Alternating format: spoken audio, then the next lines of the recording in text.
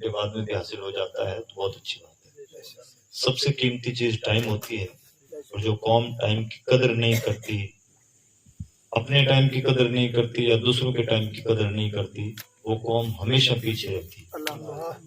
اس لیے اپنا بھی وقت بچائیں. اور مان لیجیے کہ میرے پاس وقت ہے تو کیا ضروری ہے کہ آپ کے پاس ہو، یا آپ کے پاس ٹائم ہے تو کوئی ضروری نہیں کہ میرے پاس بھی ٹائم ہو. تو سب کے ٹائم کا خیال کرتے ہوئے ہمیں چاہیے کہ جلسوں کا تھوڑا سا روٹین بدلیں.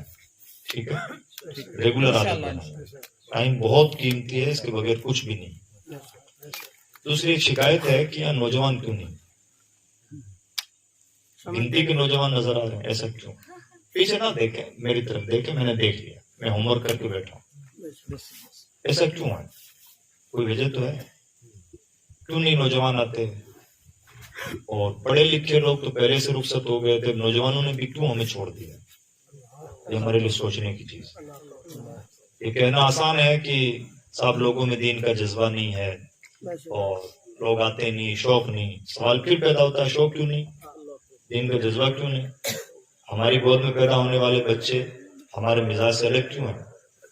کہیں نہ کہیں ہم فیل ہیں. اس بات کو ہمیں ماننا چاہیے.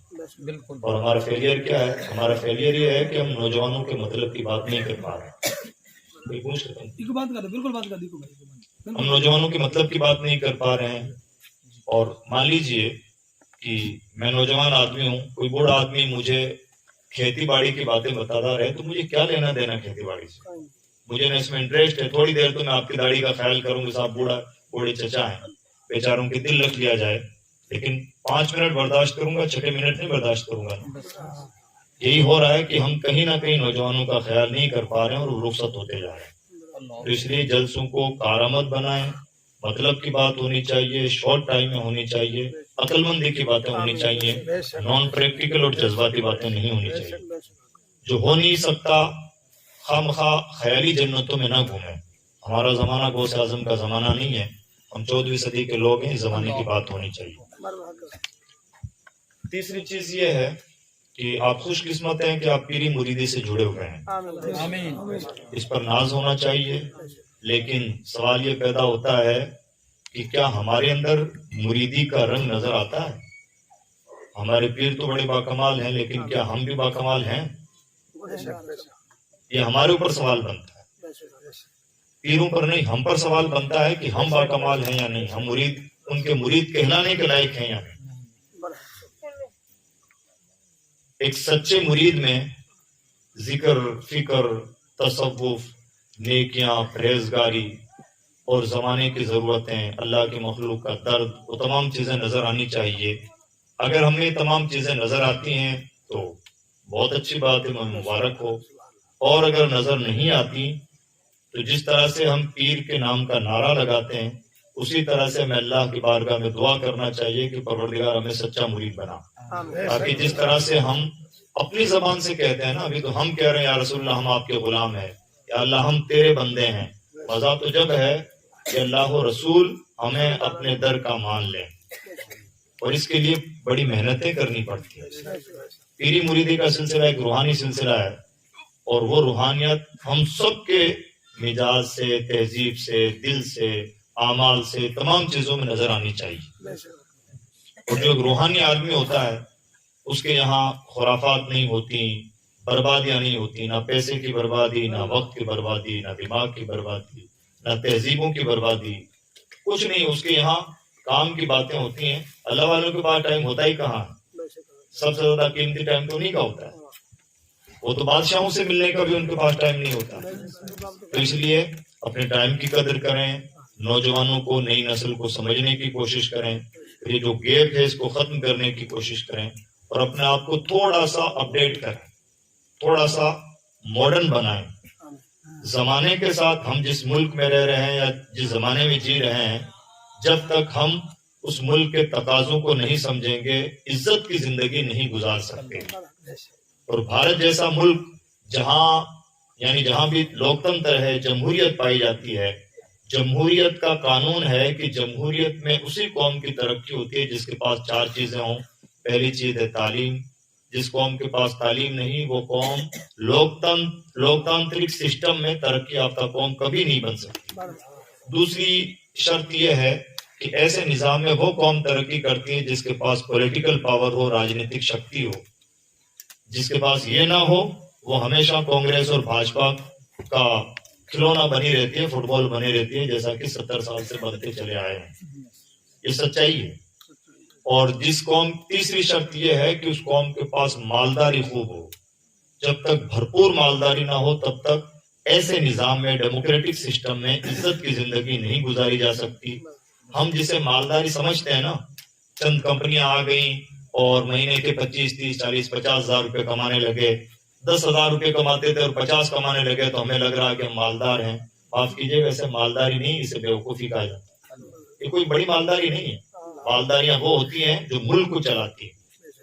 ہم دیکھ رہے ہیں کہ 300 سے زیادہ کسانوں کی موت ہو چکی ہے, لیکن ایک امیر آدمی سے وعدہ ہو رکھا ہے, اتنی موتیں گوارا ہیں, لیکن ایک امیر آدمی سے ایگریمنٹ سائن ہو رکھا ہے ایک بڑے آدمی کا, تو ایگریمنٹ ڈسٹرب نہیں ہونا چاہیے. وہ امیری ہے. وہ امیر آدمی نہ ہمیں کہیں اخباروں میں نظر آتے ہیں, نہ ٹیلی ویژن کی اسکرین پہ نظر آتے ہیں, نہ پارلیمنٹ میں نظر آتے ہیں, لیکن ملک میں ہوتا وہی ہے جو وہ امیر لوگ چاہتے ہیں. اسے مالداری کہتے ہیں. جب تک ایسی مالداری نہ ہو تب تک کوئی قوم عزت کی زندگی ایسے ملک میں نہیں گزار سکتی. اس لیے اپنے آپ کو بہت امیر, اللہ آپ کو اور زیادہ نوازے, لیکن اس نوازشوں کا مطلب یہ نہیں ہے, یہ تو قسمت کی بات ہے. آپ کے اندر کیا ہنر ہے, قسمت کی بات ہے کہ کوئی کمپنی ہاتھ لگ گئی, قسمت ٹپا کھا جائے, اسے مالداری نہیں کہا جاتا, اسے قسمت ہی کہا جاتا ہے. ابھی ہم یہاں سے چل رہے ہیں اور مان لیجیے راستے میں کوئی سونے کا ٹکڑا مل گیا اور ہم کروڑ پتی ہو گئے, تو مان لیں کہ بڑے باکمال ہیں. اس میں آپ کا کیا کمال, قدرت نے آپ کو چانس دے رکھا. آپ کا کمال تو یہ ہے کہ آپ اپنی محنت سے کچھ حاصل کریں. اللہ نے اگر قسمت سے مالداری دے دی ہے تو اس مالداری کو پیش کریں, اس کا اچھا استعمال کریں. اور سب سے اچھا استعمال پیسوں کا ہے ایجوکیشن. تعلیم کے بغیر کوئی بھی عزت کی زندگی نہیں ہے. اور آج کے دور میں اسپیشل طور پر افسوس کی بات ہے کہ آزادی کے 70-72 سال کے بعد میں آج کی تاریخ میں آپ کے اس علاقے میں, آپ کے اس گاؤں میں اسکول بھی زندہ نہیں. بہانہ کچھ بھی بناؤ, اسکول بند ہو گیا, بند کر دیا گیا, بچے نہیں پہنچے, ٹیچر نہیں پہنچے, کچھ بھی ہو, اسکول نہیں ہے نا. نہیں ہے تو یہ ایک ایک آدمی کے منہ پر ایک کھلا ہوا تھپڑ ہے. سونے سے پہلے سوچنا چاہیے اور نیند آنے سے پہلے فکر رہنی چاہیے. ایسا کیوں؟ یہ جو جنریشن آج ان کی عمر 5 سال اور 10 سال کی ہے, کیا یہ جاہل ہی رہیں گے آج کی تاریخ میں بھی؟ آج جب ملک میں کمپٹیشن اتنا بڑا بڑھ چکا ہے کہ پرسنٹیج اور یہ تمام چیزیں مانے ہی نہیں رکھتی. وہ زمانے تھے کہ اتنے پرسنٹ اور اتنے پرسنٹ, اب کوئی پرسنٹیج نہیں, اب گریڈ کی باتیں ہونے لگی. پرسنٹیج پیچھے رہ گئے, گریڈ آ گئے ہیں. اور اس زمانے میں بھی ہمارا حال یہ کہ اسکول بھی نہیں. یہ ہر ایک کے تبصرے کی بات ہے, ہر ایک اپنے گریبان میں جھانکے دے کہ ہنسنے کی چیزیں نہیں. سچی بات یہ ہے کہ لقمہ حلق میں پھنس جانا چاہیے کہ ہم جو لقمہ اتار رہے ہیں وہ اتارنے کے حقدار بھی ہیں یا نہیں. اس لیے ایجوکیشن کے ساتھ کوئی سمجھوتا نہیں. پہلا کام اتنے بڑے جلسے ہو نہ ہو, لنگر ہو نہ ہو, دوسرے کام ہو نہ ہو, اسکول چالو ہونا چاہیے. اس کے لیے کچھ جتن کرنا پڑے, چاہے اپنے پیسوں سے پرائیویٹ اسکول میں کیوں نہ کھولنا پڑے, لیکن اسکول چالو ہونا چاہیے. ان بچوں کی زندگی کے ساتھ کوئی کھلواڑ نہیں ہونا چاہیے, ورنہ قبر میں بھی آپ سے پوچھا جائے گا. اور یہ بات اپنے دماغ سے نکال دیں کہ تعلیم کا مطلب صرف دین کی تعلیم ہوتا ہے. بے شک دین کی تعلیم کے تمام مرتبے ہیں. قرآن و حدیث میں جو فضیلتیں بیان ہوئی ہیں وہ دینی تعلیم کی ہی ہوئی ہیں, لیکن اس زمانے میں عزت کی زندگی گزارنا بھی ہر مسلمان پر فرض ہے. اپنی عزت بچانا, اپنے معاشرے کی عزت بچانا اور اپنے مذہب کی عزت بچانا. اور آج کی تاریخ میں یہ عزت کا بچاؤ تعلیم کے بغیر پاسبل نہیں. اس لیے جتنا ضروری آپ کے لیے وہ ہے اتنا ہی ضروری یہ بھی ہے. مولانا صاحب کا انتظام کریں, مولانا صاحب کا انتظام ہے, امام صاحب کو دل کھول کے تنخواہیں دیں, خوب کام لیں, تنخواہ میں ہماری طرف سے سمجھوتا نہیں، تعلیم میں آپ کی طرف سے سمجھوتا نہیں ہونا چاہیے. یہ ہر جگہ کے، میں صرف اس گاؤں کے لیے نہیں بول رہا ہوں، ہر جگہ کے ایک اصول. ہم آپ کی دل سے خدمت کریں گے لیکن بچوں کی تعلیم کے ساتھ کوئی سمجھوتا نہیں. آپ ہماری سر آنکھوں پر مہمان رسول نائب رسول ہیں لیکن تعلیم کے ساتھ سمجھوتا نہیں قبول ہے صاحب. نہ اسکول میں تعلیم کے ساتھ سمجھوتا قبول ہے نہ مدرسے میں. اگر کوئی اسکول میں ٹیچر اچھا نہیں پڑھاتا شکایت کریں، اس کی نوکری جائے رہے، کوئی لینا دینا نہیں. ہمارے بچوں کی زندگی کے ساتھ کھلواڑ گوارا نہیں، اور ہمارے بچے نہیں، ہر بچہ ہمارا اپنا بچہ ہے. تعلیم کے ساتھ اصولوں کے ساتھ کوئی سمجھوتا نہیں. ایسی زندگی گزارنی ہمیں ہوگی. دوسرا، باتیں تو اور اونچی ہونی چاہیے. پھر تو رونا یہ ہے کہ اسکول کی بات کرنی پڑ رہی ہے، جبکہ بات اس وقت مجھے کرنی چاہیے کوچنگ سینٹر کہ آپ کے جو بچے اچھے پڑھائی میں ٹھیک ہیں ان بچوں کے لیے کوچنگ سینٹر کا انتظام کریں، تاکہ ہمارے یہ بچے جو آج گلی یہاں کھیتوں میں گھوم رہے ہیں، گلی ڈنڈے کھیل رہے ہیں، جانے کیسے کیسے رسوا ہو رہے ہیں، یہ تمام بچے اے پی جے عبد الکلام بن سکتے ہیں اگر انہیں کوئی پہچاننے والا ہو. اے پی جے کلام کہیں آسمان سے نہیں ٹپکتے ہیں، اور جو بڑے مہان ویکتی ہوا کرتے ہیں وہ کوئی ماں کے پیٹ سے مہان نہیں پیدا ہوتے ہیں، سوسائٹی انہیں مہان بناتی ہے. ہمیں پہچاننا ہوتا ہے کہ کس کے اندر کیا ٹیلنٹ ہے اور ٹیلنٹ کو سپورٹ کرنا ہوتا ہے، تب جا کے آدمی بڑے بنتے ہیں. یہ ہم سب کی ذمہ داری ہے.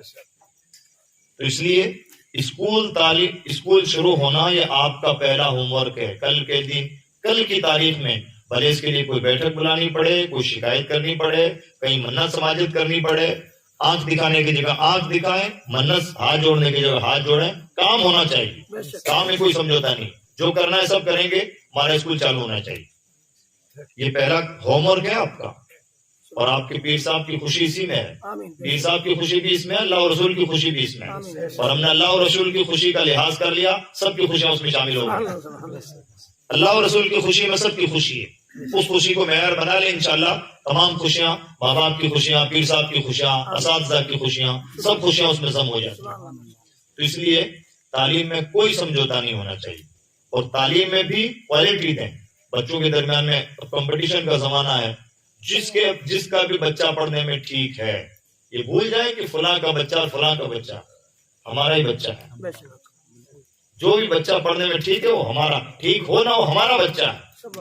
اللہ کے رسول صلی اللہ علیہ وسلم کی اہم ترین سنت ہے بچوں سے محبت کرنا. کیا رسول اللہ کسی بچے سے سلام کرنے سے پہلے، محبت کرنے سے پہلے پوچھتے تھے بیٹا کس کا بیٹا ہے تو؟ اور پھر اس سے محبت فرما دیتے. اسلام میں تفریق نہیں ہے. کوئی بھی بچہ ہو، بچہ ہونا چاہیے وہ ہمارا ہے. اور یہ دل میں جذبات ہونے چاہیے. اس لیے بچوں کے اوپر ترس کھائیں، بچوں کے اوپر ترس کھائیں، اور اس طرح سے اپنے ماحول کو چینج کریں. ٹھیک ہے. اور اپنے سنسکرتی کو زندہ رکھنا یہ جمہوری نظام کا چوتھا اصول ہوتا ہے. ایجوکیشن، پولیٹکس، اور اس کے بعد میں اکانومی یعنی مالداری، اور اس کے بعد میں سویلائزیشن یعنی اپنی سنسکرتی کو زندہ رکھنا. آپ نے کچھ حد تک اپنی سنسکرتی کو زندہ رکھا ہے. یہ جو آپ کے سروں پہ پگڑیاں ہیں ان کو عواموں میں تھوڑا تبدیل کرنے کی کوشش کریں. اسی طرح سے کئی بار آپ کی جو دھوتیاں ہیں وغیرہ وغیرہ آپ کی سنسکرتی ہے، آپ کی لینگویج یعنی آپ کی زبان، آپ کی سنسکرتی ہے، اس کو زندہ رکھیں. مجھے معلوم ہے سندھ کی سنسکرتی بڑی اہم ہے، بہت مہان سنسکرتی ہے سندھ کی، لیکن یہ شکایت بھی ہے کہ آپ نے اس کو زندہ نہیں رکھا ہے. میں سندھی علماء سے کئی بار کہتا ہوں، سندھ میں بڑے بڑے علماء گزرے ہیں، اہم ترین کتابیں لکھی گئی ہیں، بہت کچھ ہوا ہے، لیکن آج کی تاریخ میں آپ نے اپنی سنسکرتی کے ساتھ بھی وفاداری نہیں کی ہے. ہم مارواڑ کے لوگ ہیں، ہماری زبان ہے مارواڑی. سندھی کو بچانا، سندھی کلچر کو بچانا ہماری ذمہ داریوں میں نہیں ہے، گجراتیوں اور مراٹھیوں کی ذمہ داری میں نہیں ہے. آپ کے اوپر ٹھیٹ ذمہ داری ہے. کیا کچھ اس کے لیے کر رہے ہیں؟ یہ کرنے کے کام ہے جو ہمیں کرنے چاہیے، جس کو ہم نے عام طور پر جن ہواؤں کو ہم نے سمجھ رکھا ہے کہ یہ ہمارے کرنے کے کام ہے. آپ کے پیر بھی ہوتے ہیں اور آپ کے علاقے کے ذمہ دار ہیں، اور اتفاق سے وہ کانگریس میں مائنورٹی منسٹر ہیں. آپ کو ان سے چھین کے بہت کچھ لے لینا چاہیے. آپ نے کیا لیا ان سے؟ اب تک تو ان سے آپ کو میڈیکل کالج تک کی تیاری کر لینی چاہیے تھی، اور حال یہ ہے کہ آپ کا اسکول ہی بند پڑا ہے. کیا پیر صاحب صرف ہاتھ چومنے کے لیے؟ ان کا پورا احترام کریں، ان کے ہاتھ چومیں، جو کچھ کرنا ہے وہ سب کچھ کریں جو آپ کو کرنا ہوتا ہے، لیکن اس کے ساتھ مطالبہ کریں کہ حضور والا آپ سے تو ہمارا حق پیر ہونے کے ناطے یوں ہی ہوتا تھا، اور آپ ہمارے منسٹر بھی ہو گئے تو ہمارا ڈبل حق ہو گیا، ہم آپ سے لے کے ہی رہیں گے. جس طرح سے بچہ ضد کر بیٹھتا ہے اپنے ماں باپ سے، ویسے آپ ضد کریں، آپ بہت کچھ لے سکتے ہیں اور آپ کو لینا چاہیے، اور نہیں لیتے تو معاف کیجیے گا مجھے بات کہنے کے لیے کہ آپ بیوقوف ثابت ہوں گے۔ لیں تو اس طرح سے اپنے مزاج کو ڈیولپ کریں اور اپنے آپ کو سمجھدار بنانے کی کوشش کریں، یہ ہماری ذمہ داریوں میں ہے۔ عزیز دوستو، یہ کچھ باتیں میں نے ذکر کی ہیں۔ عورتوں کے ساتھ بہت اچھا سلوک کریں، عورتوں کے بیٹھنے کا ٹھیک انتظام نہیں، بیچاری ریت میں بیٹھی ہوئی تھی، بہت افسوسناک بات۔ آپ کے لیے صاحبان کا انتظام ہے، بیٹھک کا انتظام ہے، عورتیں کیا سیکنڈ درجے کی شہری؟ مزاج نہیں ہونا چاہیے۔ ان کے لیے پردے کا اہتمام رکھیں لیکن عزت پوری پوری تھے، پیٹریارکی نہیں ہونی چاہیے، مردانہ پن مزاج میں اس طرح کا نہیں ہونا چاہیے کہ عورتوں کے ساتھ دوہرا سلوک نظر آئے۔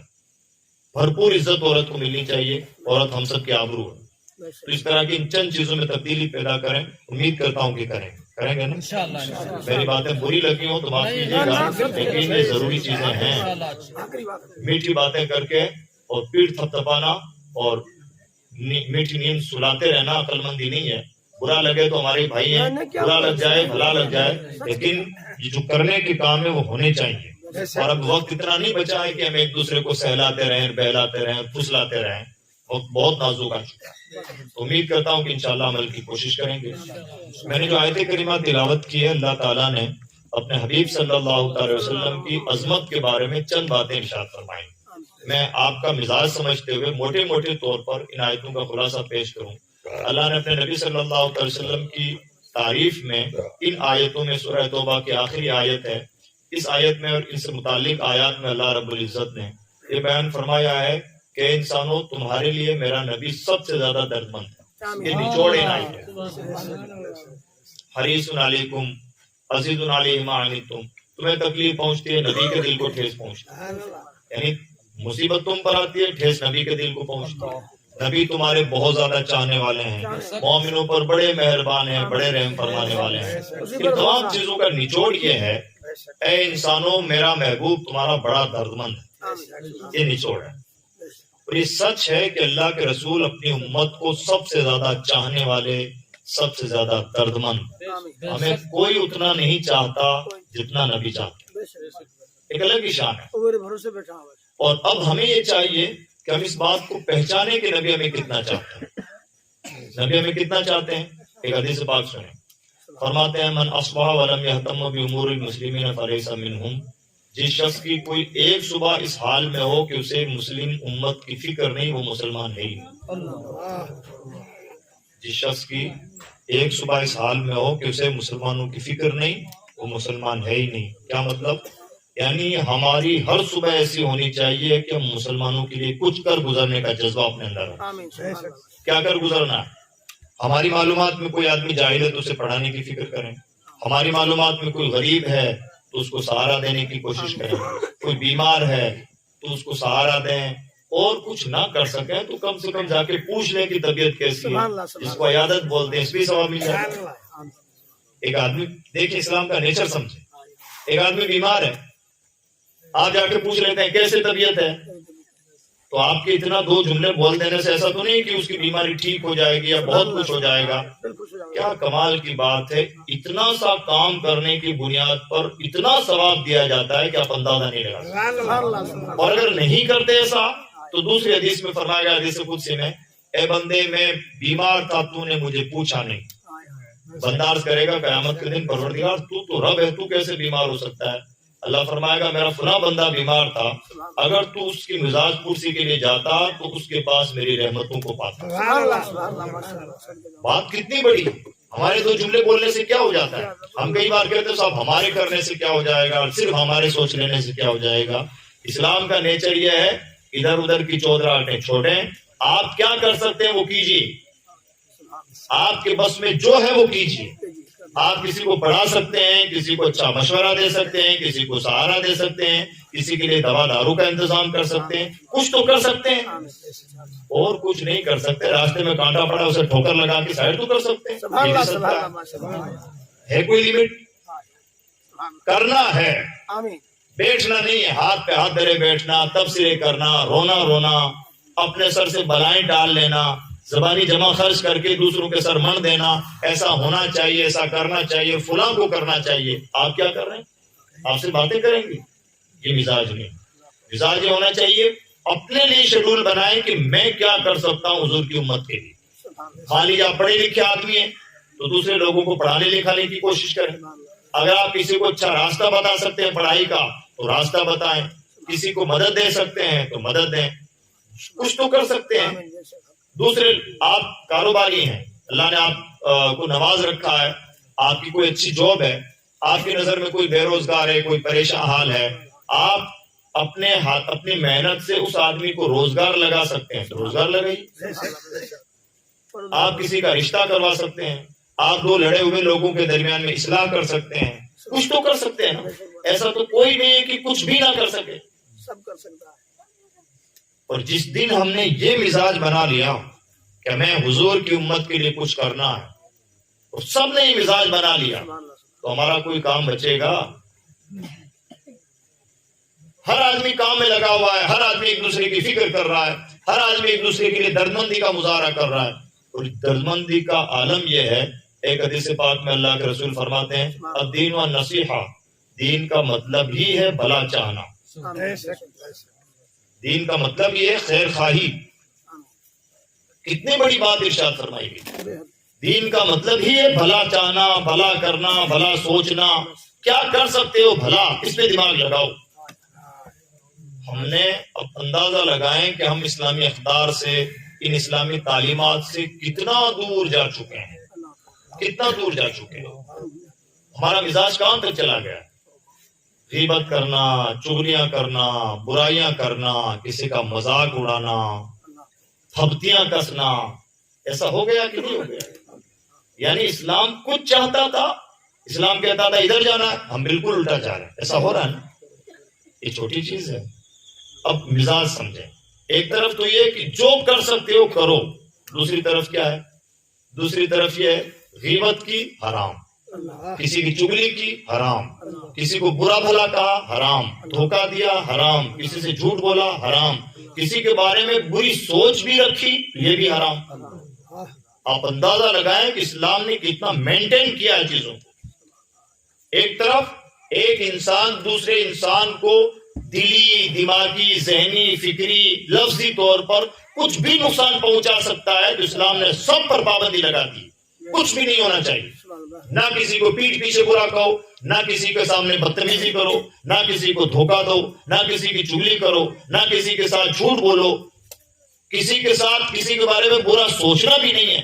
سب کے سب حرام ہے. کرنا کیا ہے اس کے الٹا؟ مدد کر سکتے ہو کرو، کھلا سکتے ہو کھلاؤ، بیماروں کی دل جوئی کر سکتے ہو کرو، اچھی بات بول سکتے ہو بولو، جو اچھا کر سکتے ہو وہ کرو. کیسی پاکیزہ تعلیمات ہے. ایک طرف پورا لوگ کر دیا ہے یہ بالکل نہیں کرنا ہے، اور دوسری طرف راستے اتنے کھول دیے ہیں ارے کچھ تو کر سکتے ہو، کانٹا ہٹا سکتے ہو. تک کوئی نالی میں پانی بہ رہا ہے تو وہاں پر روک لگا کر کے پانی کی لائن سیدھی کر سکتے ہو. اگر کہیں کچھ گندگی آڑے آ گئی تو گندگی دور کر سکتے ہو. کسی بھولے بھٹکے، کوئی بھولا بھٹکا آدمی اس کو راستہ بتا سکتے ہو کہ تمہیں ادھر جانا چاہیے. کچھ تو کر سکتے ہو، جو کر سکتے ہو سب کرو. حال ایک حدیث پاک میں فرمایا گیا اگر کوئی خوش ہو کے اپنے بیوی کو کھانا کھلاتا ہے اللہ رب العزت اسے بھی صدقے کا ثواب دیتا ہے. بیوی کو کھانا کھلانا ہماری ذمہ داری میں نہیں، ہماری ذمہ داری میں شامل ہے. ہم نے جس سے نکاح کیا ہے، نان و نفقہ کے ساتھ نکاح کیا ہے، ہماری ذمہ داری ہے کہ اس کے لیے کھان پان کا انتظام کریں. لیکن اسلام میں کشادگی ایسی ہے، خوش ہو کے کوئی اپنی بیوی بچوں کو کھانا کھلاتا ہے وہ بھی صدقہ. مزاج کیا ہے؟ اسلام کا مزاج یہ ہے اللہ کی مخلوق کا بھلا ہونا چاہیے. اور ایک حدیث پاک میں فرمایا گیا، مسلم شریف کی حدیث ہے، من استطاع منکم ان ينفع اخاه فلينفعه. اگر تم سے یہ ہو سکتا ہے کہ تم کسی کو فائدہ پہنچا دو تو فائدہ پہنچا کیوں نہیں دیتے؟ کتنی سیدھی سٹیک بات ہے. بہت لمبا چوڑا فلسفہ نہیں، کوئی ادھر ادھر کی جھول جھال نہیں، کوئی لمبی اور گہری اور فلسفیانہ باتیں نہیں.